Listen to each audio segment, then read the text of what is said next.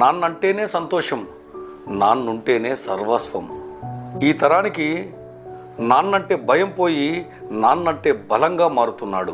ఎంత అదృష్టవంతులు ఈ కాలం పిల్లలు ఓ స్థానంలో చేరుకునే వరకు తనలోని ప్రేమను దాచుకొని బయటికి విలన్లా కనిపించే నాన్నలు ఈ కాలంలో కనుమరుగైపోతున్నారు.